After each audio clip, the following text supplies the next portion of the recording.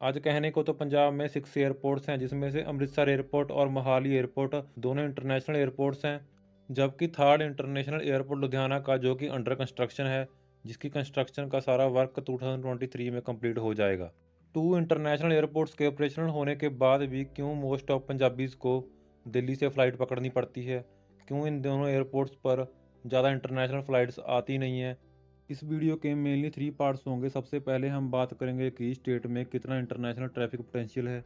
फिर उसके बाद हम बात करेंगे कि स्टेट में दो जो पहले से ही एग्जिस्टिंग इंटरनेशनल एयरपोर्ट्स हैं, उन पर ज़्यादा फ़्लाइट्स क्यों नहीं आती हैं, और अमृतसर एयरपोर्ट पर जो पहले लंदन, बर्मिंघम, टोरंटो और सिंगापुर के लिए फ़्लाइट्स आती थी, वो क्यों कैंसिल हो गई।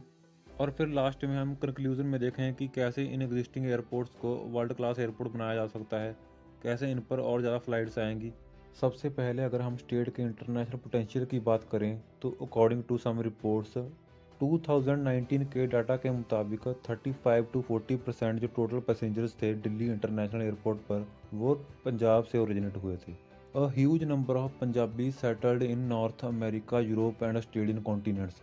स्टेट में इतना अच्छा पोटेंशियल होने के बाद भी मोस्ट ऑफ एयरपोर्ट्स लॉस में ऑपरेट कर रहे हैं।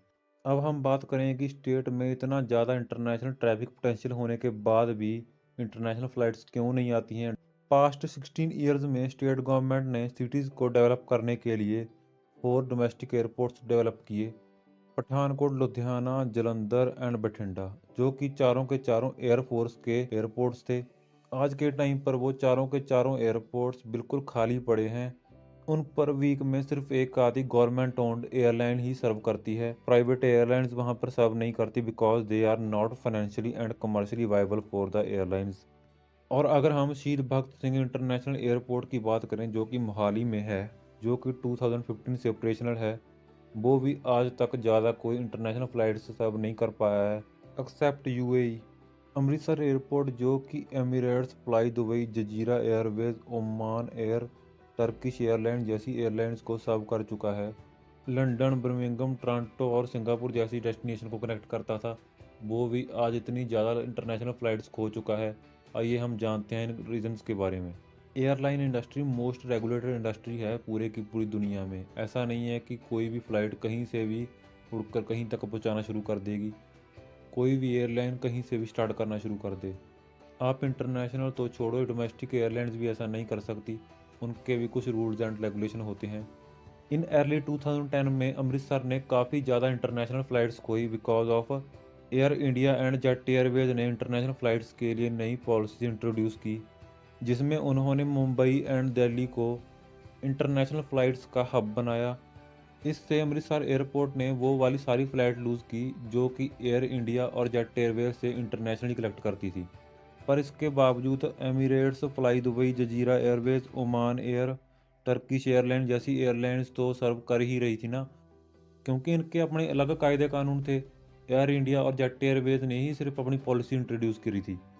और फिर उसके बाद 2011-12 में एयरपोर्ट को दोबारा मेजर हिट तब लगता है जब इंडियन गवर्नमेंट बासा agreement, bilateral air service agreement को रीनेगोशिएट किया जाता है दूसरी कंट्रीज़ के साथ, जिसमें कि अमृतसर एयरपोर्ट को इंक्लूड ही नहीं किया जाता, जिसके कारण अमृतसर एयरपोर्ट अपनी उस समय बहुत ज़्यादा इंटरनेशनल फ़्लाइट्स को खो देता है।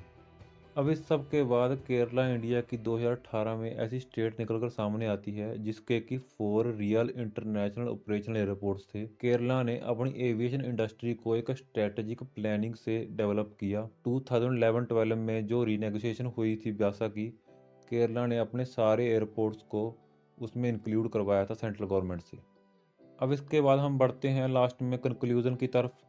अगर पंजाब की स्टेट गवर्नमेंट स्ट्रेटजिक तरीके से इन एयरपोर्ट्स का इस्तेमाल करे ना, तो more than 10,000 crore annually generate कर सकती है सिर्फ एयरपोर्ट्स की मदद से।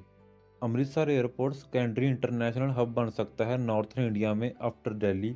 इस सब के लिए स्टेट गवर्नमेंट को भी कुछ टैक्सेस कम करने पड़ेंगे एयरपोर्ट्स और एयरलाइंस पर, और बासा एग्रीमेंट में भी अमृतसर इंटरनेशनल एयरपोर्ट को इंक्लूड करना पड़ेगा, क्योंकि पहले वर्ल्ड क्लास एयरलाइंस को यह एयरपोर्ट सर्व कर चुका है।